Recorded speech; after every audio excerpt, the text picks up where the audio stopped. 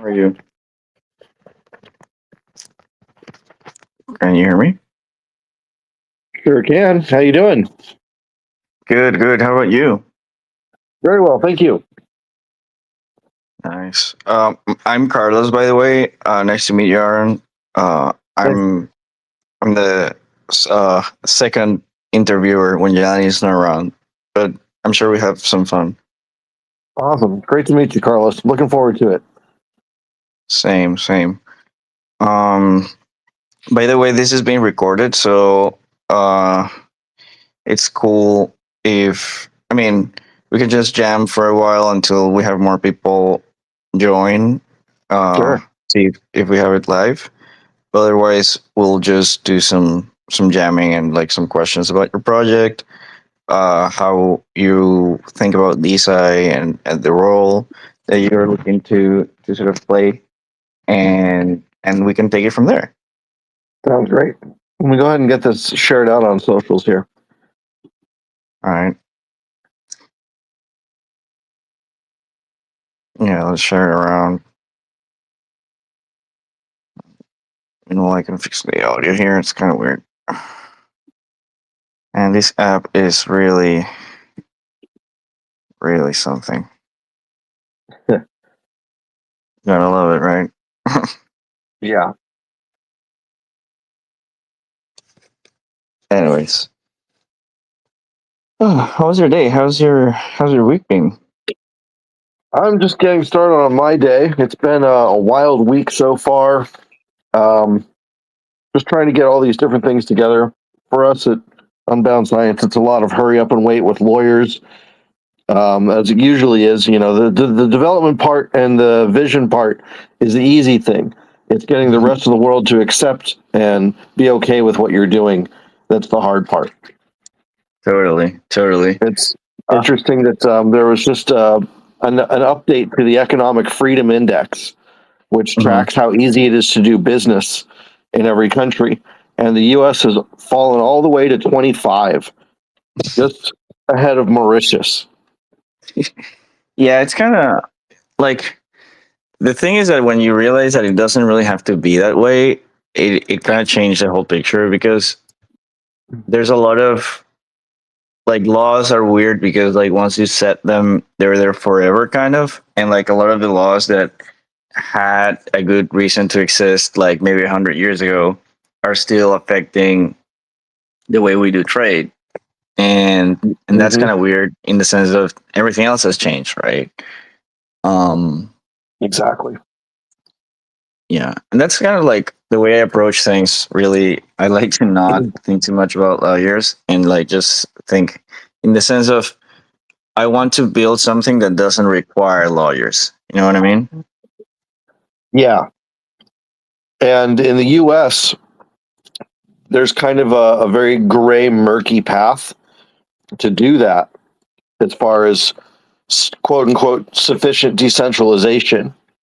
But Right. what that really means has never been defined. And the way that I define it, having been in crypto since 2017 and working full time in the space since 2018, is that there's a big difference between can't and won't when you get called into court and the court orders you to shut down whatever you're doing. Right. So, Right. what that basically means is if you're running upgradable smart contracts, you can still essentially shut down your project and be in quote unquote compliance with the law. But if you launch a non upgradable smart contract and it's out there and it's never going away, similar to the earlier versions of Uniswap or Compound, then there's nothing anyone can do about it. And then it's Yeah. quote unquote okay because it can't be stopped. Um, as long as you're not doing something that directly leads to money laundering like Tornado Cash, which isn't a tool for money laundering, but there's all kinds of misconceptions from a legal perspective about what Web3 is supposed to be able to do in terms of censorship and following all these different banking rules that really don't apply to blockchain because blockchain isn't a bank. Right. Um, it's really, really absurd, the expectations that politicians and lawmakers have of this technology, when the existing technology we use right now doesn't even have those regulations Yeah, and like the thing or is, what capabilities. happens when like you try to apply the regulations to the things, right? Because you mentioned tornado cash, and like yeah, they put a lot of people in jail, but that doesn't mean tornado cash stopped working in any like if someone wants to launder money through tornado cash, yeah, there's less liquidity, but meaningfully it's still there, and Right. like there's a lot of like flag waving. For example, like a country decides to sanction blockchain. Well, you can say that, right? But can you actually like get people to not use the thing?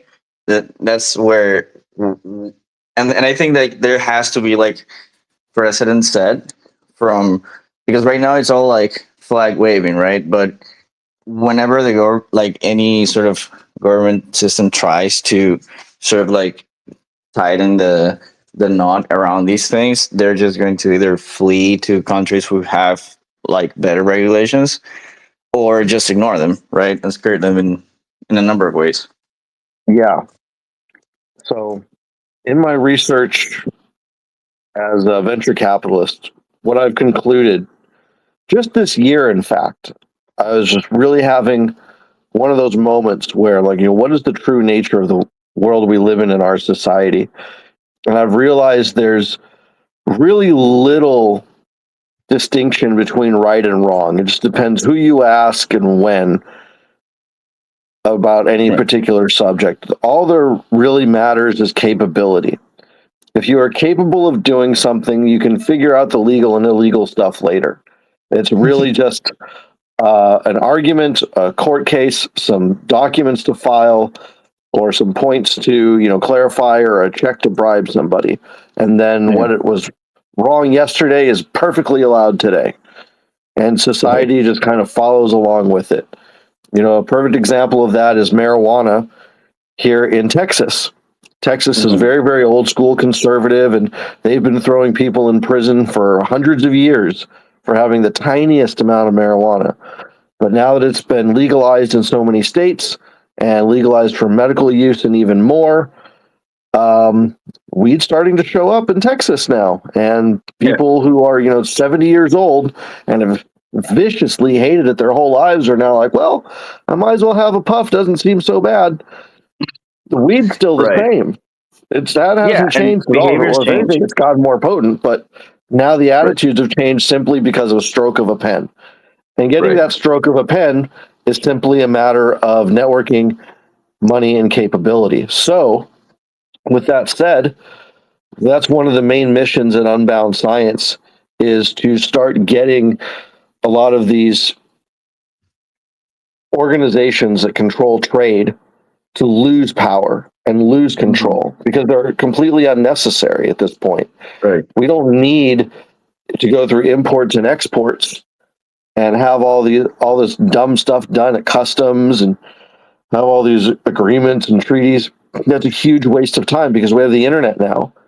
Hmm. We can simply deliver blueprints and CAD files and 3D printing files and materials lists, not even over email, but simply just reading an NFT that's Right. stored on blockchain or something Web3 related like an internet computer.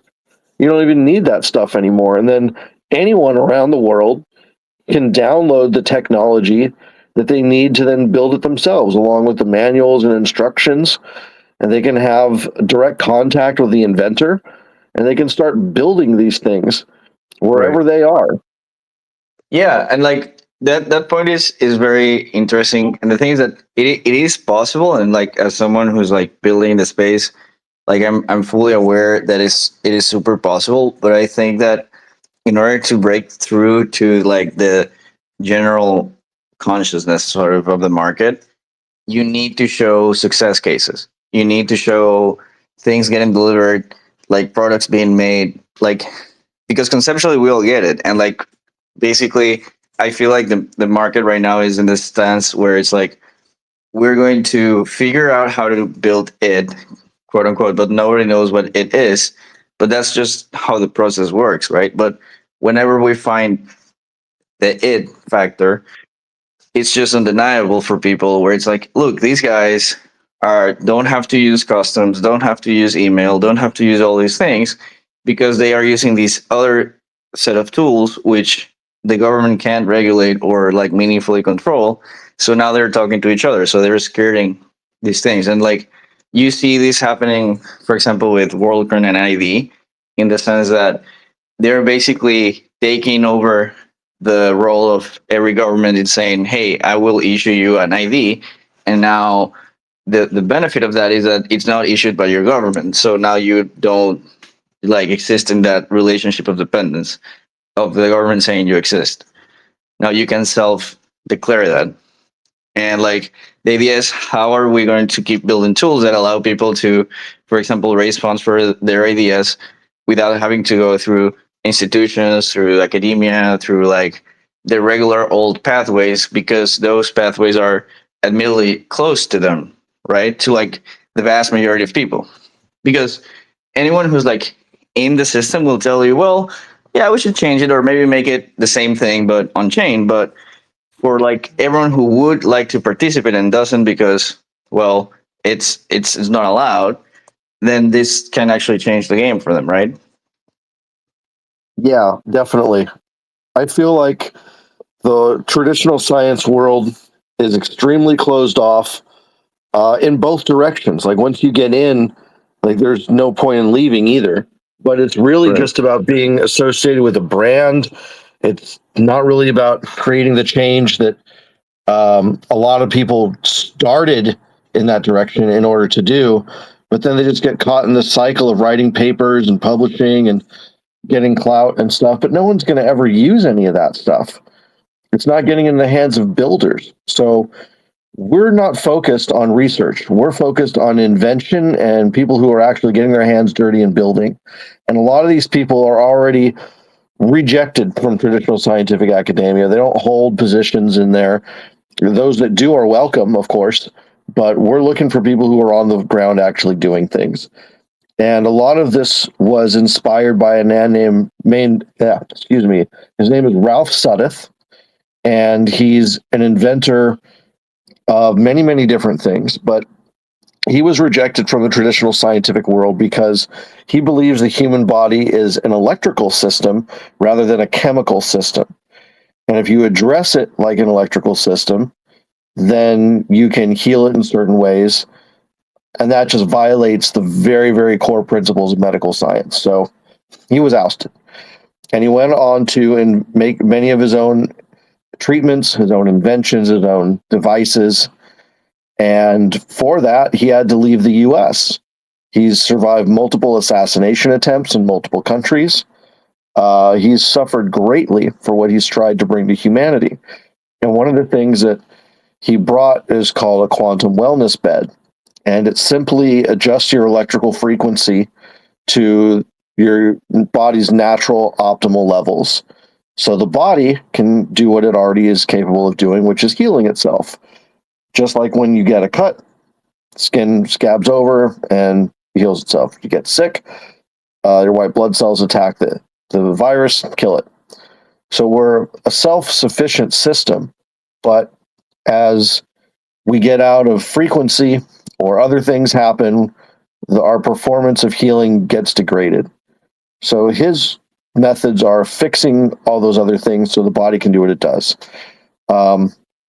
This bed has done amazing things in its clinical trials, including killing cancers, killing COVID virus within 20 minutes, and all kinds of other amazing things.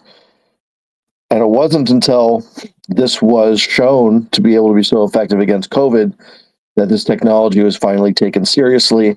And now there's being studies done at the NIH to examine this whole philosophy and technology. And there's a paper on their website that talks about it. Now he's been allowed back in the US after 20 years or whatever it's been. And while these devices are being studied, it takes 10 years to get clearance on some of this stuff to be able to call it a medical device.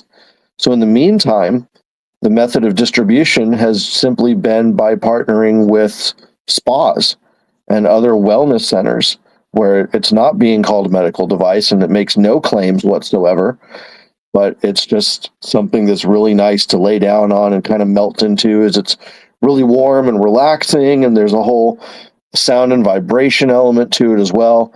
I've gone through these treatments many times myself, and despite traveling around the world for Web3, I've yet to get COVID. And I attribute that to this bed. I've had no vaccines, no nothing. I'm generally not like a super well person. I don't eat healthy. I eat almost nothing but pizza and cheeseburgers. Yet I have not gotten the one illness that, pretty much everyone else has gotten. Why is that? Well, the only difference between me and everyone else is I've got access to one of these beds. So that's just an anecdotal story with no medical science, no accepted medical science. But I think that there's a bunch of guys out there like Ralph that just need to be given a chance to bring their gifts out into the world and have their gifts spread. And then there's the business aspect of it. Ralph still suffers tremendously trying to make this a business because he's a scientist. He's not a businessman. So we need to be able to link up scientists with businessmen that have existing international distribution, so he doesn't have to go through the headache of all that stuff. And he can get his gifts out into the world way, way, way faster by collaboration rather than competition. So we're trying to have a full end-to-end creator economy for scientists and inventors to bring everything from idea to funding all the way to marketplace and distribution in one spot. Right. And so that's a very cool story, and there's like many of those stories throughout history have that same sort of tint to them, where it's like a person believes in something and follows through until he's proven right. And the idea is, and I feel like the core principle we should follow in DeFi is thinking about what the scientific process really is, because at the end of the day, like, there is a truth beyond biases and like beyond any sort of like gate that you can set, where it's just like mathematics and physics, or mathematics applied in different things. And when you have enough data, the conversation can stop being, because you either have enough data and can get an answer, or don't have enough data and you need more data to have like a real answer, because everything else is just speculation, right?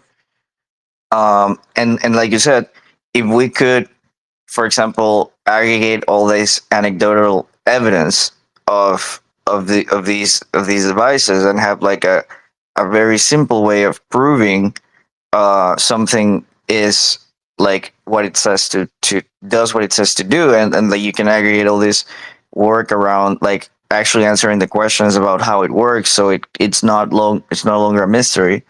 Well, you're doing the scientific process out in the open in an open source way, and that doesn't mean the people who participate in that don't like receive value for it. In fact, they should be able to receive way more value than what they would get if they didn't do it in the open. Now, the question is, how is your system sort of looking to like do this sort of dynamic, and what was your sort of idea of the scientific process like in the future? We're going to have a very modular platform that allows people to eventually fork everything that we're building and reconfigure it for their own use cases, their own subjects, and things like that. But at its very core, it's a place where scientists can come in, log in anonymously for their own protection, and upload data. And that data is stored on chain as well as Web3 decentralized storage in a redundant manner. So it can never be lost. Like, of all the different tragedies that we've had out there in the world, the burning of the Library of Alexandria is one of the worst, or losing Atlantis, to the point where we don't even know if that is actually a real thing or if it's a fairy tale. No one really knows for sure. Right. So we want to make sure that this data is stored and protected. And then it can be made available publicly, once it's at a certain state, or there's also a function for a dead man switch. If it's something were to happen to the scientist, a lot of these guys are getting on in years or whatever the case is. Rather than having their life's work die in a filing cabinet that their kids aren't even aware about and throw out accidentally, it can be made available to the public just over a simple timer. And then Correct. everyone can come in, look at it. They can have a peer review process where they can collaborate with it with people from all over the world in different walks of life, different disciplines, but also the general public for the first time has a say for what gets brought into their world. And the way it works on our platform is rather than money coming directly to the scientists like you would through a Kickstarter or whatever it is, we have donation pools that are based on subject. And we do it this way because we want to disseminate the donor's agenda from the actual research. Currently, someone who's donating to science through academia will simply tell the scientists what the conclusion they want them to reach. And then the scientist sets up the experiment in order to generate a quote unquote fact, which is absolutely not the scientific method or how things are supposed to be done. So instead, on our platform, donors will donate to the pool that is based on a subject that means something to them, whether it's energy, air, water, and soil technology, quantum research, or pollution and waste management. Those are the 4 things we're starting with. And then from there, the general public, which includes the donors, gets to vote on how these funds get distributed a couple times a year. And rather than having to go through this annoying grant application process, scientists are simply going to be able to submit a YouTube video, 5 to 8 minutes explaining what they want to do, or they can hire a firm to make the video for them if they're not good at public speaking or they don't speak English or whatever the case might be. And infographic videos are very welcome or even better in some cases to explain what it is that they're trying to build. And then we'll have like a game show, kind of like America's Got Talent or whatever it is. And then the general public can digest that information. They're not going to read published papers. They're not going to read grant applications. None of that. So we want to make it a very easy way for everyone to know what's going on in their world and have a say for the first time. We all have to share the planet together. So, imagine if this happened back when they were inventing the nuclear bomb. We might have saved a lot of problems. Right.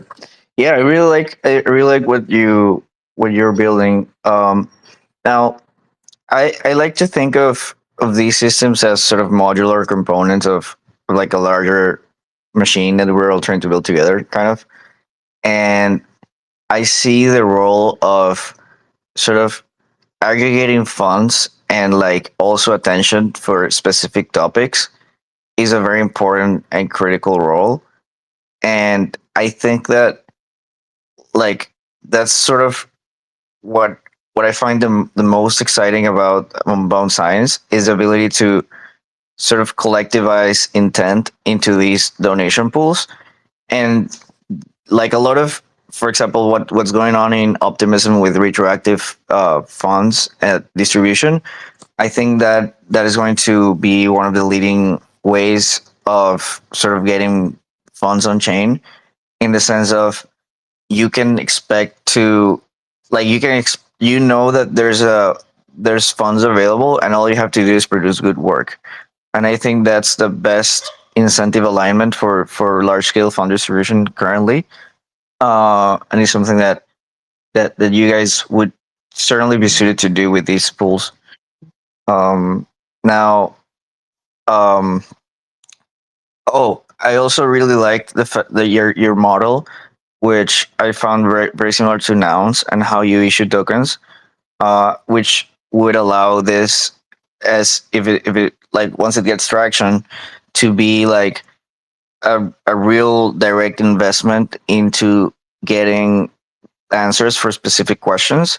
So a lot of people would be interested in acquiring these tokens over time, right?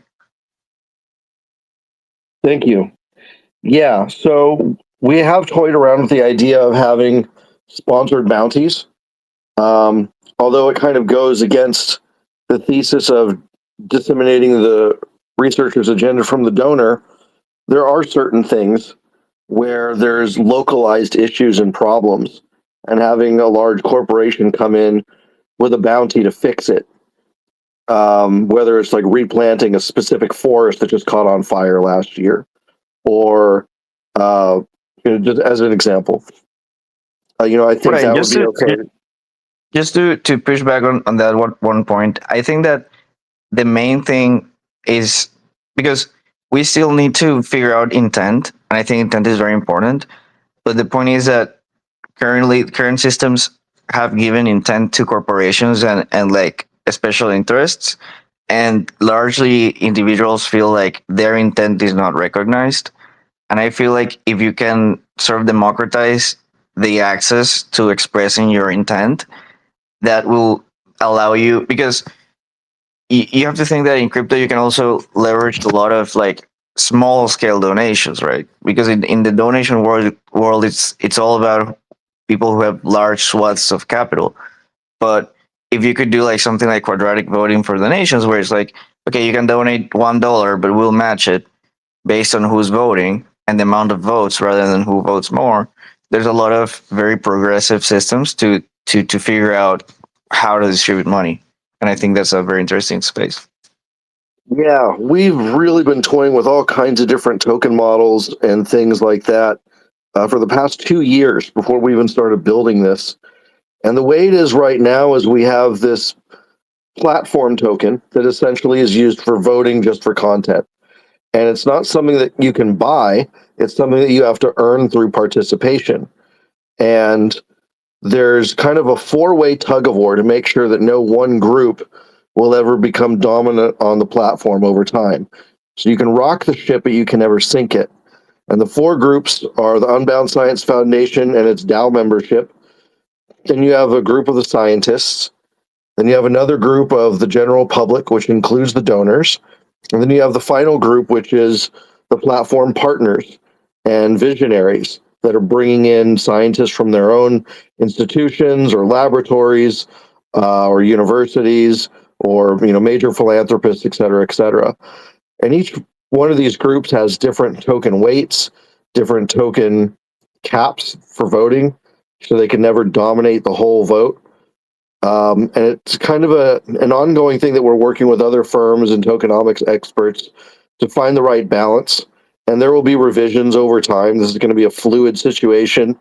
I don't think we're going to get it right the first time. There's no way to know just how many different attack vectors there will be and things like that.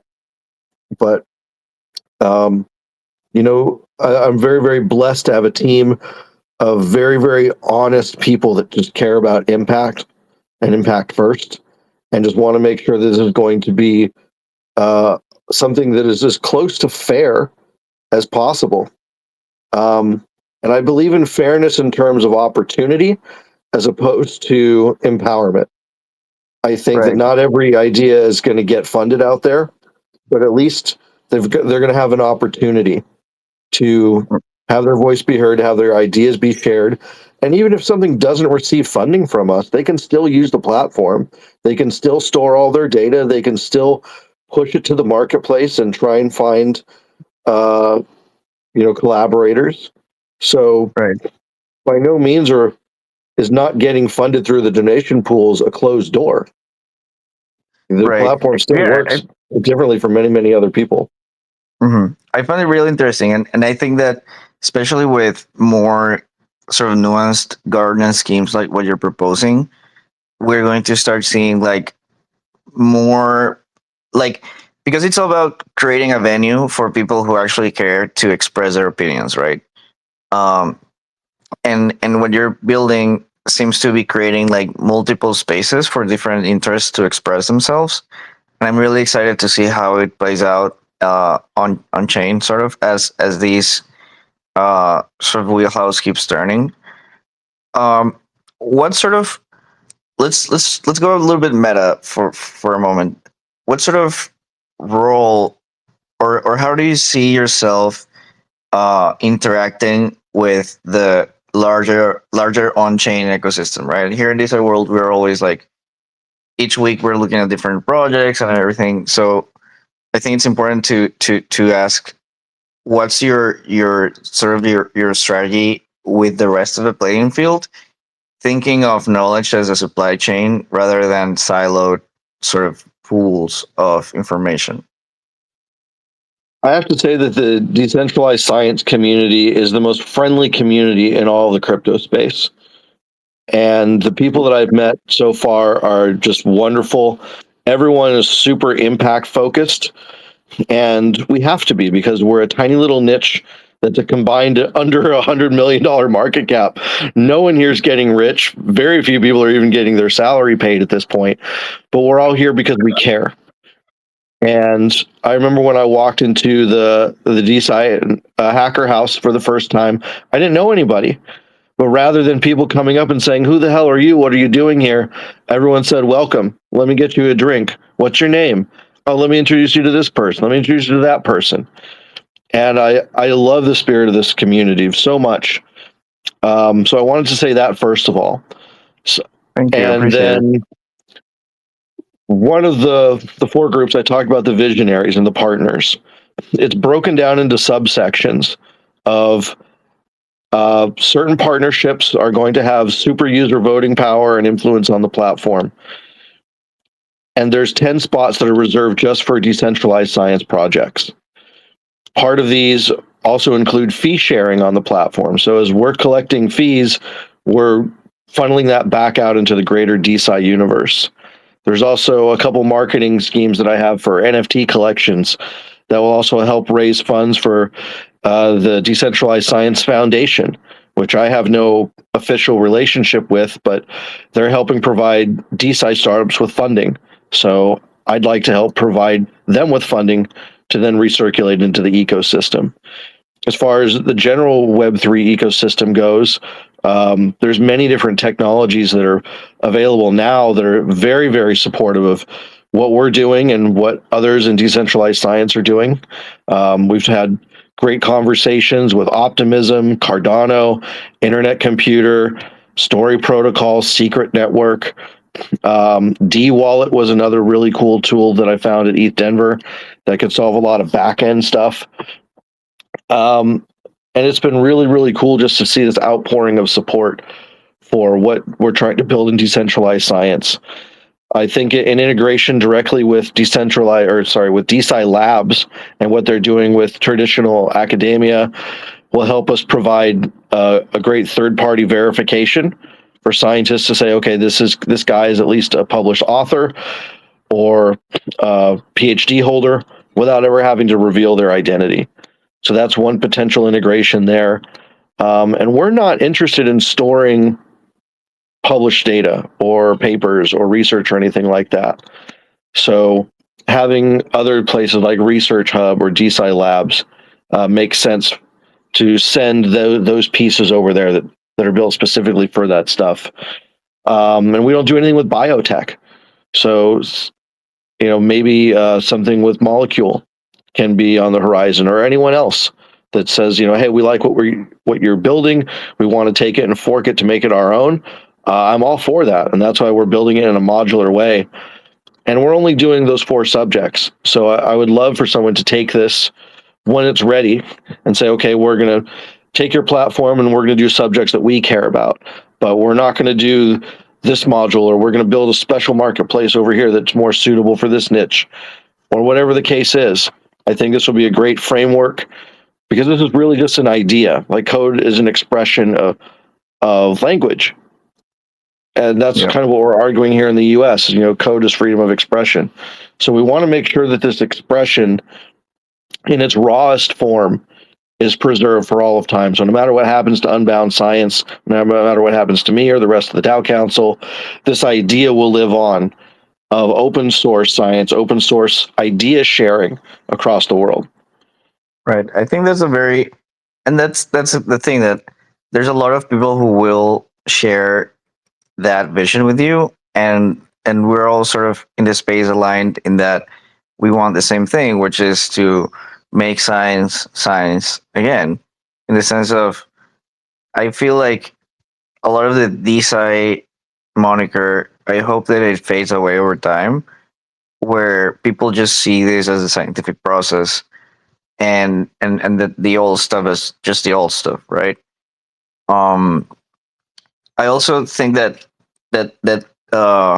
in the long term, what I really like about, like, what I feel that is one of the benefits of building on chain and building composable products is that you can sort of think or bet that a lot of the stack or of the problems that you need to solve in order to achieve what you want are going to be solved by other teams.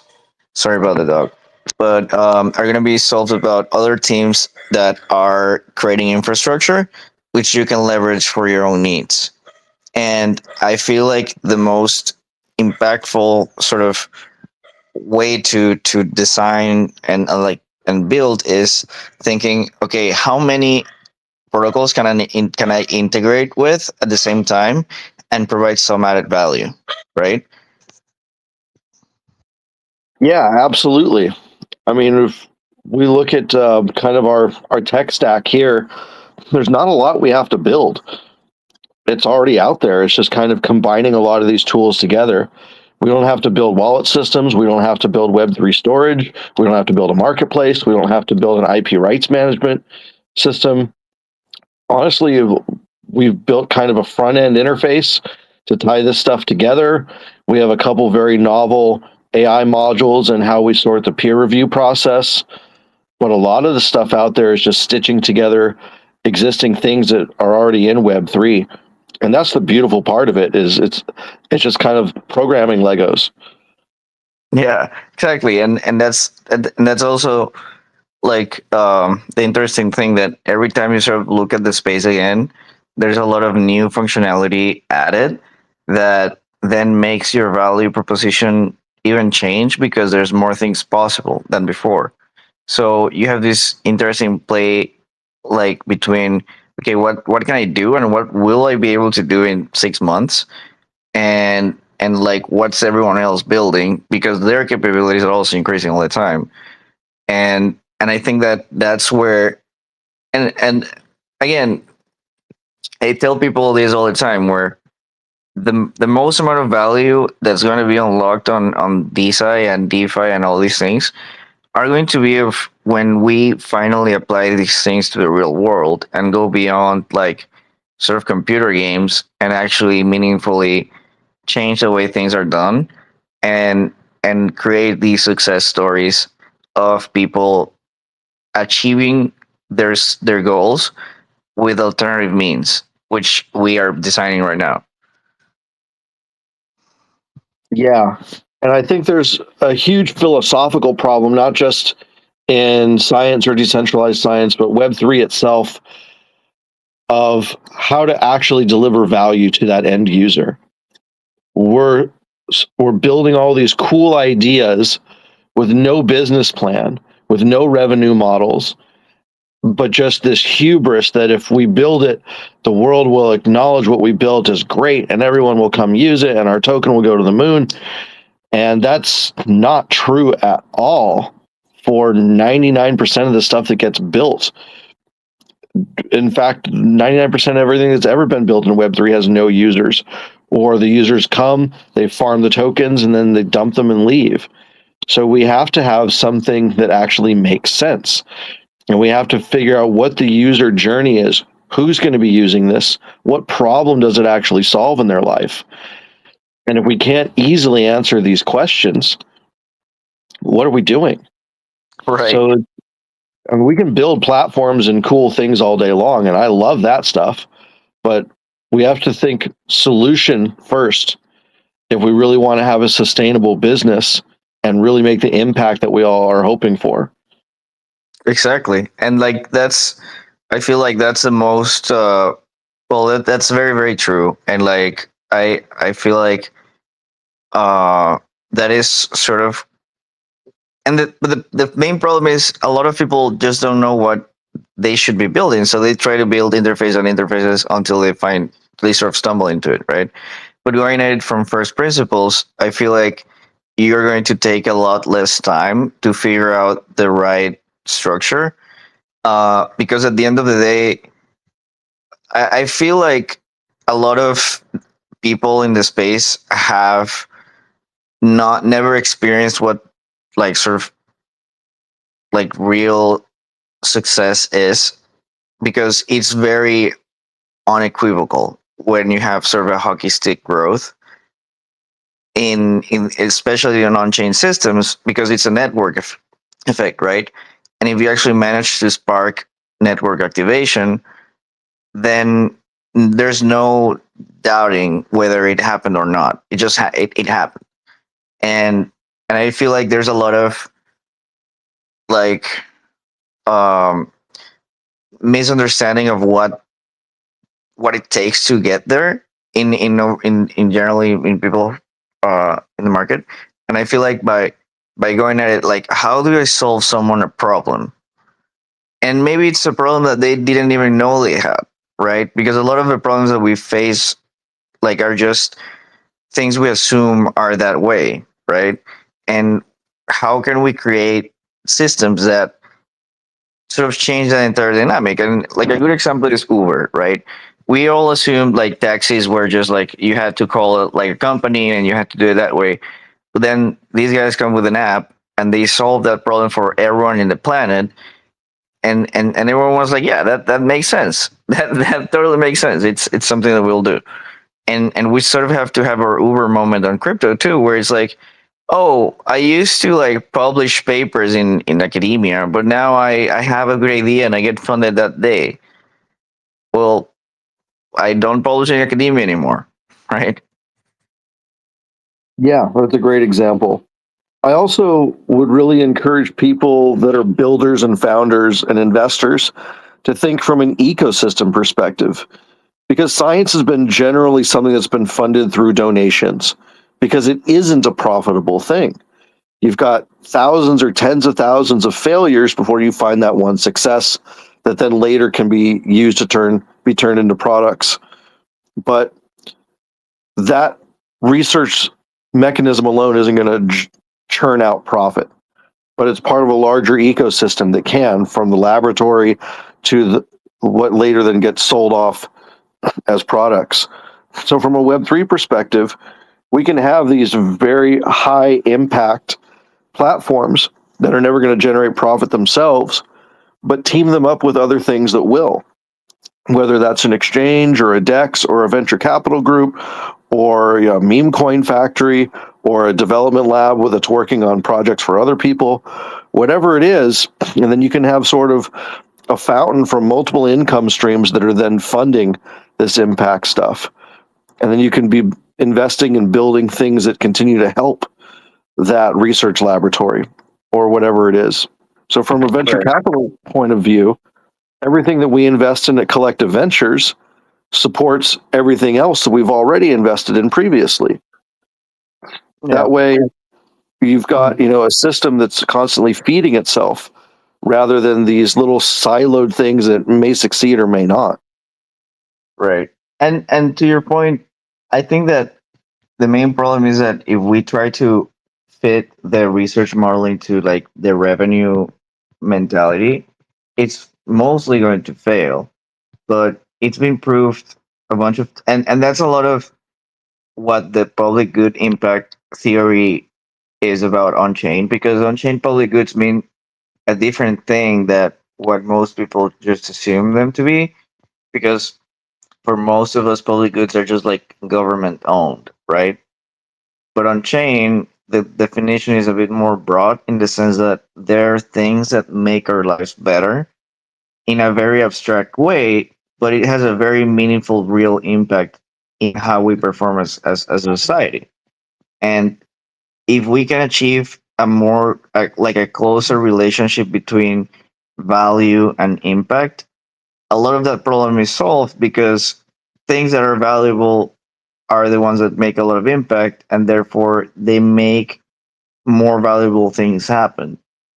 And I think that platforms like yours is helping sort of align those two things, where the most relevant or salient ideas are the ones who stand to earn the most amount of funds, and therefore sort of like you have like a self-fulfilling prophecy where now money actually goes where the interest is instead of going, because the interest is decentralized. And that's like sort of the insight I think the I think is important, where it's like if we decentralize who the interest, like if we let everyone sort of express their interest, it becomes decentralized because there's no one source of those things. So by sort of collectivizing this into these pools, and then creating this voting process between several parties who have different interests, then you can actually create a meaningful sort of representation of what people want.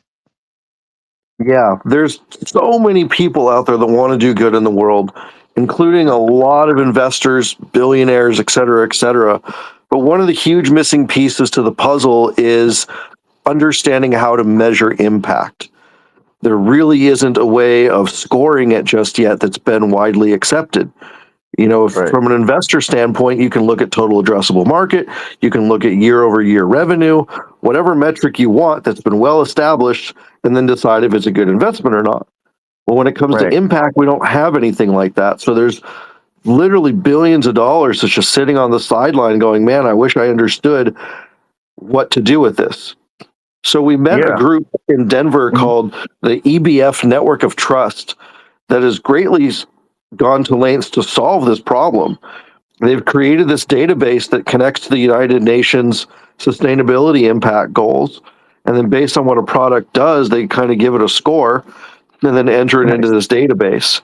And Unbound Science has our own proprietary impact scoring system as well, but we also want to integrate with their database and use their scoring system in addition to our own.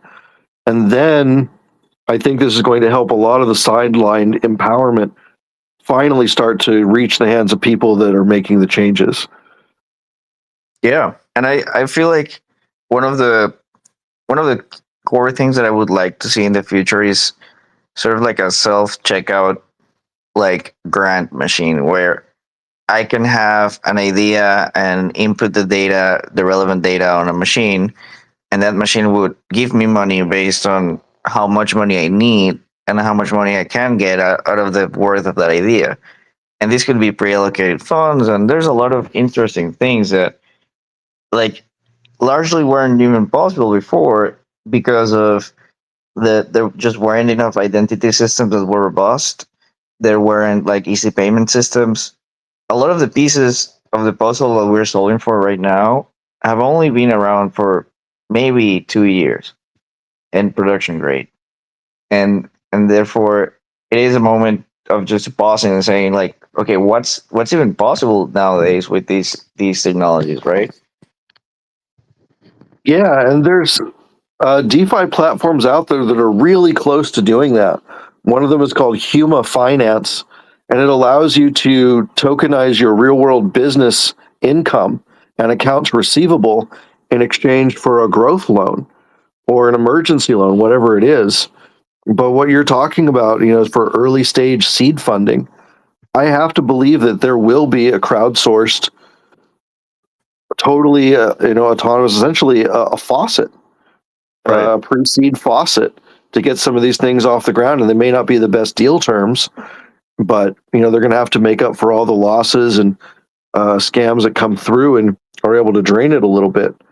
But it would be better than nothing. And you can have AI model after certain other investment theses and filters and things like that.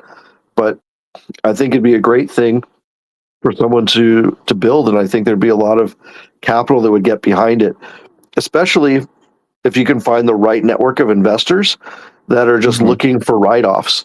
They make a bunch of money every year, and they're just looking specifically for high risk, high loss accountability that they can just use to write off some of their profits. Right. And that'd be a great fit for them. Yeah, and that's the thing. Like those are all emerging things that maybe we could make it as an integration between several like protocols, and you provide the like a special like random pool, or like a subset of the pools can be created. There's a number of ways to cut the pie, and sort of you just try to optimize for what's the most interesting use case that you can dream up with all these Legos that we're being given basically daily by other people who are building the space, right? Yeah, absolutely. And being the small niche that we are right now in DeSci and having that similar mentality of working together to make the world a better place, as opposed to a lot of things in finance where it's really competition based. We're so much more collaboration based. I think we have an amazing opportunity to work together in that regard. We could build that exact idea that you said and work together with the DeSci Foundation to create a special, pre-seed fund, just like that, Right. and many, many other things. You know, Here at Unbound Science, we've got that fee sharing structure for these early partnerships, and we want to continue to onboard more um, DeSci projects into that, so we can start funneling the impact we're making back into the niche as well. It's going to be a Nice. few years before we start generating any revenue, of course, but long term, I think it can be really, really beneficial. Yeah, and like it's all about that story of, like you said, you're a North Star, and that process of building it up, it lets you understand the market, understand the participants, and sort of like be part of the story too, because like at, right now there's so few of us. Like we're basically this, like we know everyone in the space because the space is so little. It fits in a small cafe shop right now.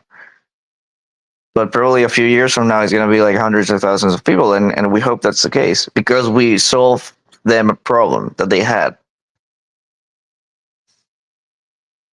I always think of Bitcoin, and I think no one has done for science yet what Bitcoin did for finance. Right. So, if Bitcoin is sound money, what is sound science? And what does Right. that look like? Is that just simply the scientific method? Is that something more? Because the scientific method's been around for hundreds of years, if not thousands, and they only did with what they could with that certain kind of technology. With all the different tools that we have available today, if we were going to reinvent science from scratch, what would that really look like? And these are the Right. things that keep me up at night as I try and dream of more potential modules to bolt on to the core that we're building. But the cool thing is, this is the question we're all asking ourselves. And as new answers come up, the modular approach allows anyone to do what they think is right and prove it. And that's how science really should be. Yeah, I feel like that's something we can all get behind, and I truly believe in what you're just saying. We're running into the hour. I don't know if you have any other topics you want to sort of touch on. We can go on for a bit. Or if anyone in the audience has some questions right now, we could take them. But so far, I just want to say it's been an awesome chat. Hope we can do this more often and sort of like keep creating that persistent space of people making science on chain.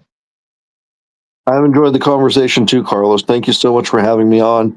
I would just like to say that we're going to be starting a marketing campaign called What If to What Is. And I'll be traveling to a few conferences around the world. So if you see me at Token 2049 or Team Summit or Consensus, I'm going to have some invitations that are physical artwork, limited edition, that have a digital twin. And we'll invite you to join the Unbound Science community, be one of our Nice. first 1,000 participants, beta users. And that will come with other perks in the future as well. So find me anywhere around the world over the next 6 weeks. I'll be all over the place, kind of like Where's Waldo. But yeah, Well, you have to keep us posted so we can reblog that. certainly will.